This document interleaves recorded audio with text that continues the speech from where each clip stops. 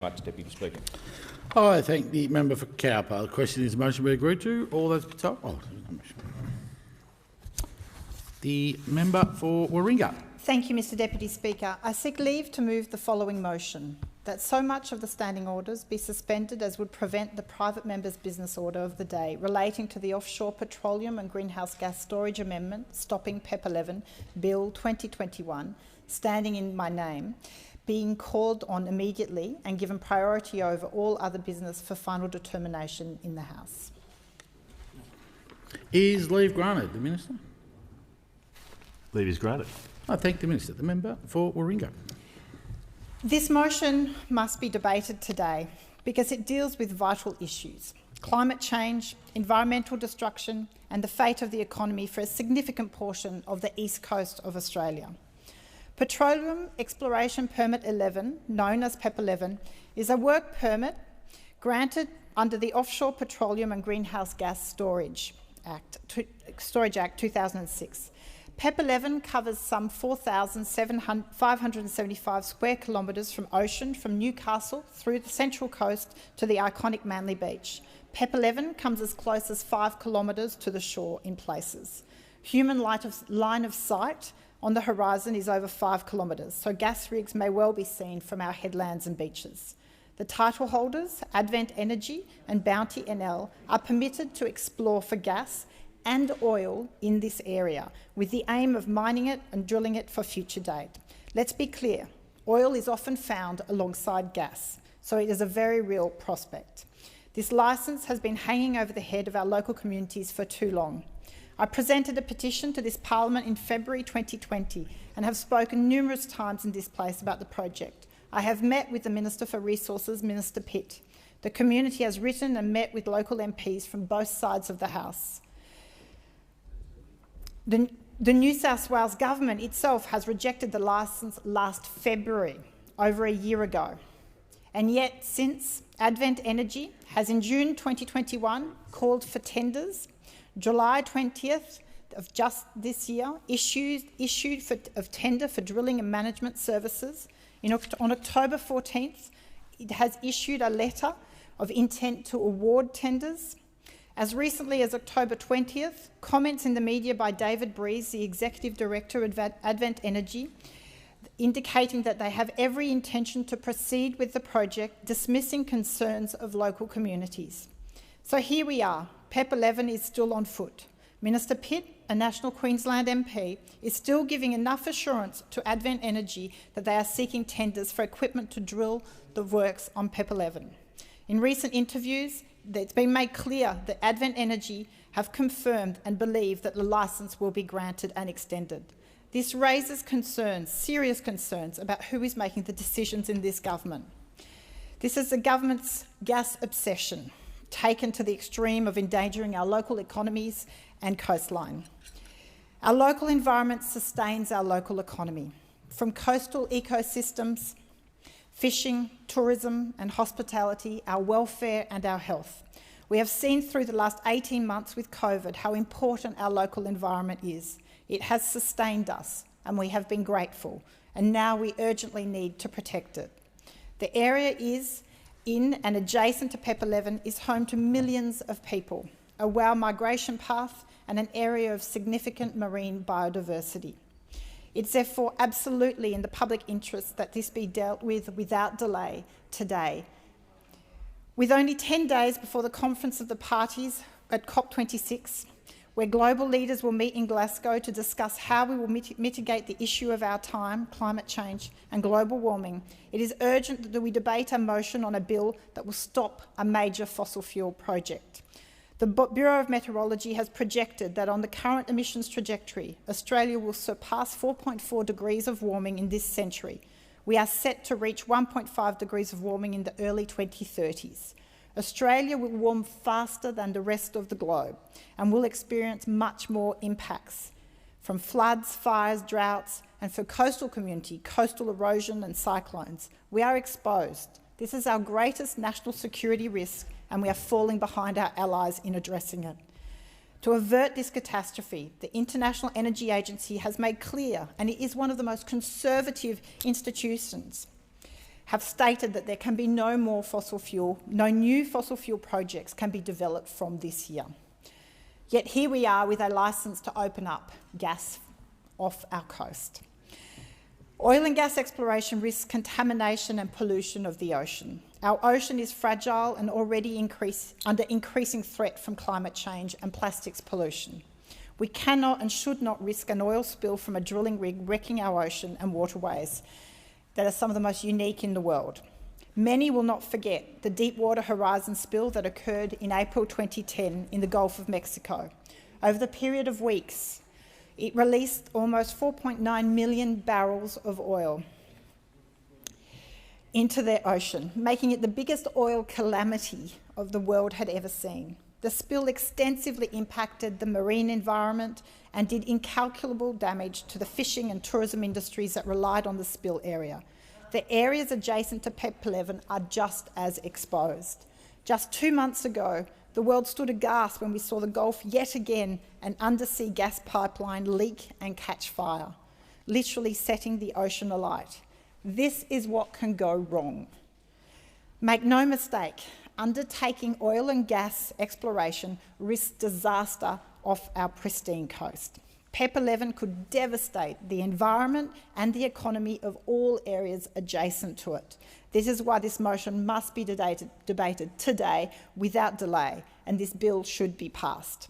We simply cannot allow it to proceed. The community is united in being opposed and objecting to this project. We do not want it to proceed. Over 60,000 people lent their names to a petition calling to stop PEP 11. The community's wishes that PEP 11, then they wish it to be stopped today. I've had hundreds of emails from Warringah constituents and people who are up and down the coast. They're appalled that this project might still get the green light. PEP 11 expired in February 2021, but yet it is still in force, pending the decision of Minister Pitt as part of the joint authority in relation to the application by the current title holder. The first application for the suspension, extension and variation of PEP 11 was made to the Joint Authority some 289 days ago, and yet New South Wales Government was able to decline it in February 2020, and we are still here waiting for a decision from the federal government. The delay in decisions is causing considerable anxiety and distress in the communities affected by PEP 11. This motion moves that the offshore petroleum and greenhouse gas storage, cancelling PEP 11 Bill 2021, be debated without further debate.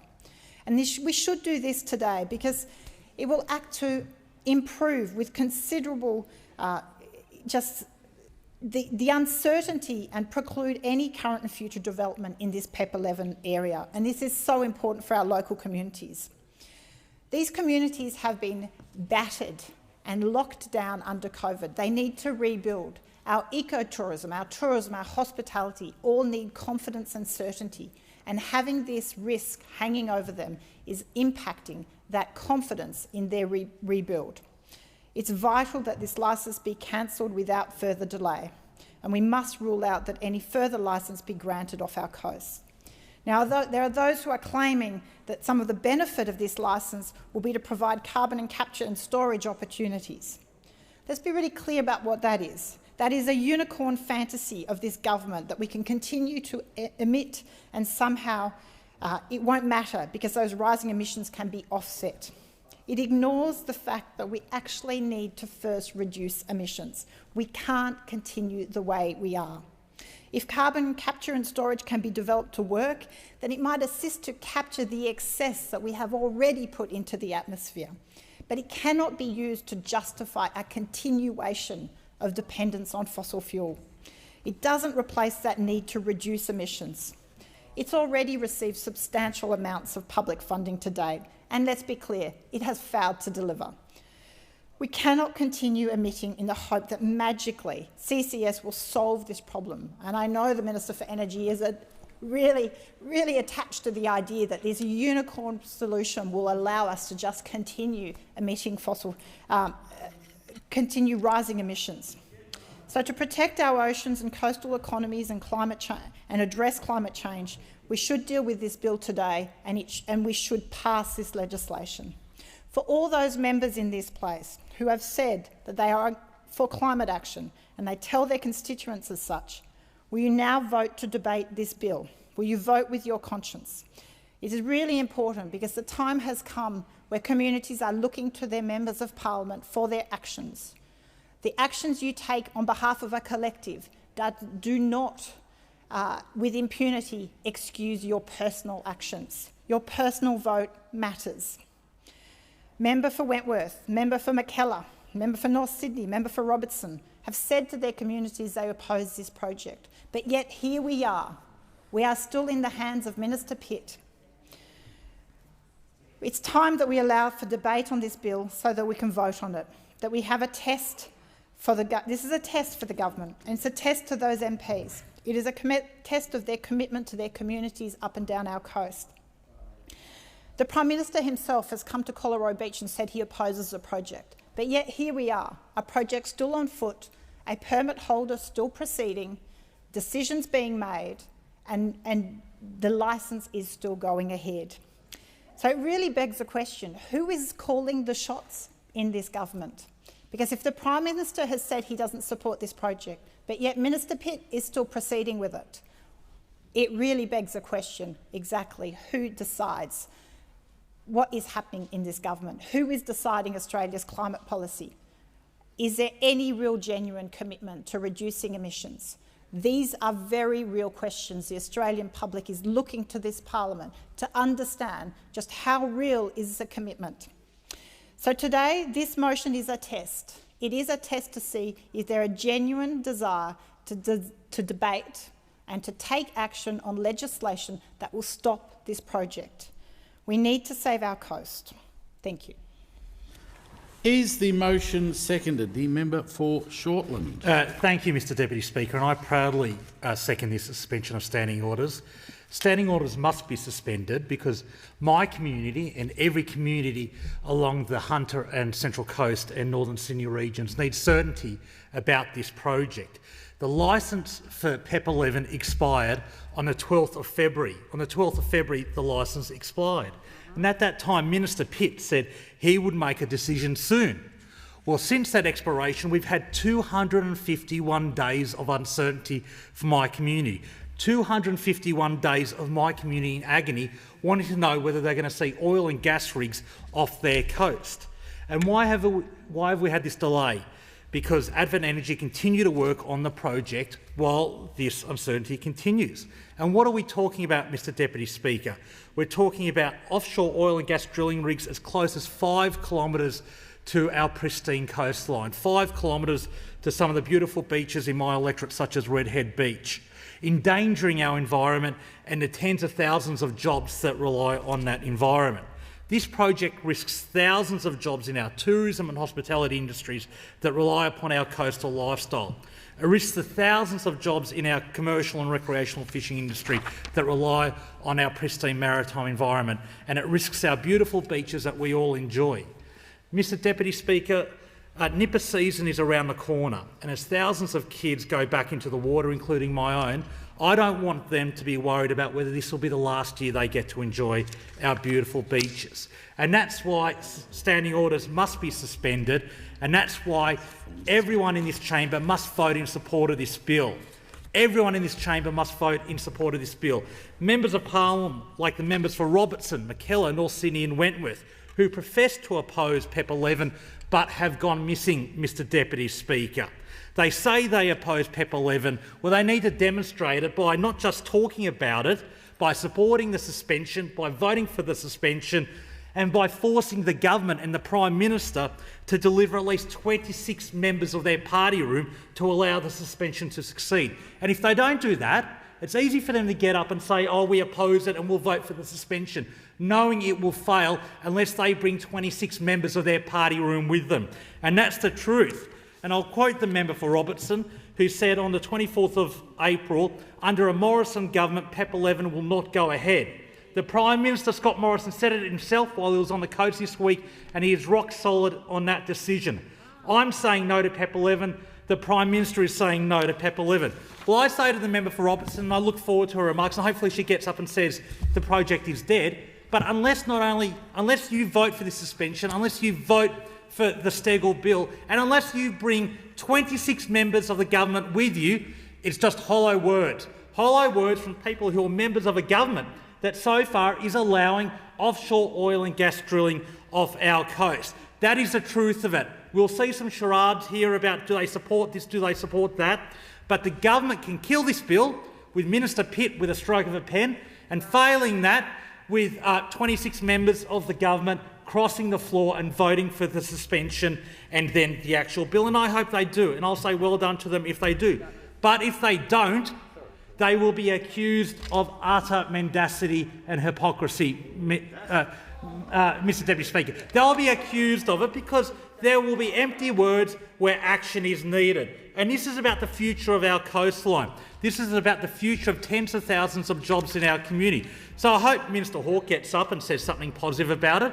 I hope Minister Hawke says the project is now dead, because hopefully he can kill it. Hopefully he can convince the Nationals that really are running this government on climate and energy policy to do the right thing and kill the project. So I'm looking for good words for him. But let's be honest about it.